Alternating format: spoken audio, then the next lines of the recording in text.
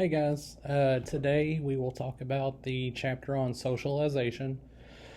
And, we'll start off with what socialization is. The last chapter, it talked about culture. And as we know, culture is a lot of different things. It's our knowledge, our beliefs, values, our material items, so many different aspects. Our language, just basically everything, you could possibly think of.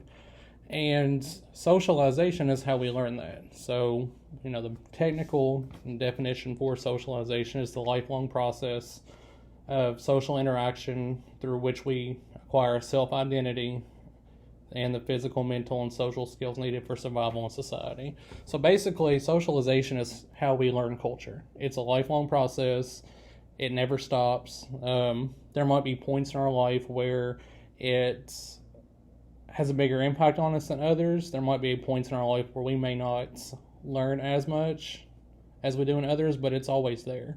From the time we're born all the way up until the time that, we leave this world. So, again, it simply is just, how we learn culture, and it's a lifelong process.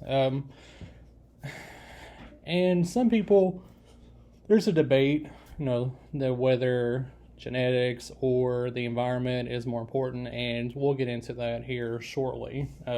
But I do want to go ahead and talk about just how important the environment is, because in sociology, we technically, we say it's mostly the environment. The environment is what has the biggest impact. Some people are very big on the genetics, big on the biological side, and that's fine. But just to illustrate how important the environment is, how important this process of socialization and learning about our culture is, I'm going to give you 3 examples of kids, and it will easily illustrate why the environment is so important in socialization. Now, there was a girl named Anna. She basically had no human contact at all until about the age of 6. So think about that. She was pretty much left alone, no human interaction until she was 6 years old. Now, by that point, we've had so much interaction, it's crazy. And to think about that she didn't have any, it's a really sad thought. But when they found her at age 6, she couldn't walk or talk.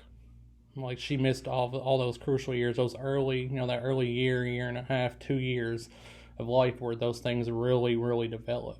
So she couldn't walk or talk because of no interaction with anybody.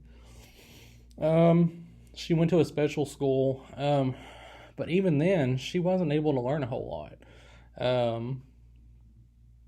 And she used words for the first time when she was 13, or she actually 10 years old, sorry. So they found her at age 6, she couldn't walk or talk, and she used words for the first time 4 years later. And that shows you right there that, like I said, that period from when you're born to about 2 years old, how crucial that is, how crucial that socialization and that exposure not just to culture but to other people is. Then you had somebody named Jeannie, and this is a very well-known story. They found her tied to a potty chair in a garage at age 13, and she only weighed 59 pounds, which is very, very small for a 13-year-old. Obviously extremely malnourished, and even though she was 13, she had the capacity of a 1-year-old. That was her mental capacity, was as if she was 1. She developed normally physically, but not mentally. So again, that shows that a lack of interaction, a lack of socialization, a lack of culture, just how big of an impact that had. And, there's one other one, her name's Isabel, and her story is similar to Anna in that she had little or no contact with humans. However, there is one big difference between Anna and Isabel's stories, and that's that Isabel had her mother with her. But here's the catch. Her mother was both mute and deaf, so her mother couldn't hear and her mother couldn't talk. So while Isabel had her around, the catch was that, her mother couldn't verbally teach her anything.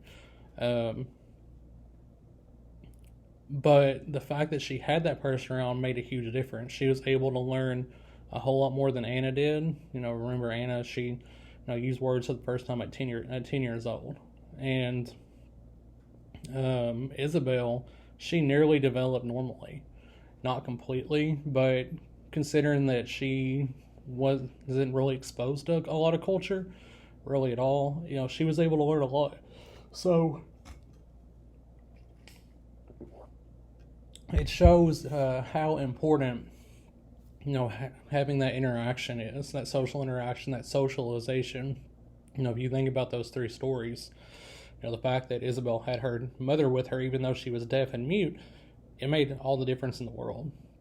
So that shows how important the environment is and how impactful it is. So, that brings me up to nature versus nurture. Nature, as, talking about genetics or biology, nurture talks about the environment or social interaction. And, there's a disagreement. Like I said, some people think it's nature, some things thinks that it's nurture. For me, before I really got into sociology, I thought that a lot of it was biology. But as I took more sociology classes and learned a lot more, I tend to definitely lead towards environment. But for me, I think it's an interaction of the two. They're not mutually exclusive. You can't have one without the other. And while environment plays a big role, there's only so much the environment can do. And my thought always is the fact that with biology, when we're born and we grow and develop, there's a certain limit that we have. Like some people are very, very good in art or music or very athletic, while other people are not at all. Unfortunately, I'm not good in any of those three, so I missed the boat on all of those. But there's a limit on how great we can be. There's only so far we can go as far as our abilities. Because you can have somebody, a kid that's not very athletic at all, have them train with the best people, take the best supplements and best training regimen, whatever it might be, but that's not going to make them very athletic. It might improve their athletic ability, but there's only so much that the environment can do. So what I'm trying to say is that biology has its limits, and so does the environment. Like you can't just make something out of nothing. It's like I said with if you have a kid and they're not athletic and you give them the best training, the best exposure, the best regimen, whatever it is, it doesn't matter what you do. There's only so much physically, so much biologically that they are going to be able to do that they have. So again, I feel it's the interaction of the two. They're both important, but I do lean more towards environment. The next few things I'm going to go over quickly. They are usually more associated with psychology, but since I was a psych major in college, I like to include them in the socialization chapter. And the first one is talking about personality and Sigmund Freud. For those of you who do not know Freud, he was a character. Let's put it that way. He's a character. He had a lot of really off-the-wall theories, and while I definitely don't agree with most of them, he's what made psychology what it was. So, he really moved that forward as a discipline, and he wasn't afraid to come off, seeming completely crazy. Though, I will say, he did a lot of cocaine, so that's probably where he came up with a lot of his theories and his minds, and why he, authored the things that he did, so... But he said there were three parts of the human personality: the id, ego, and superego. The id is our instinctive part. It's the pleasure principle. It's our basic drives. So it wants something, it wants it now. So that would encompass our hunger. That would encompass our thirst, our need for physical affection, that type of thing. You have the ego, which is more rational, the reality-oriented component.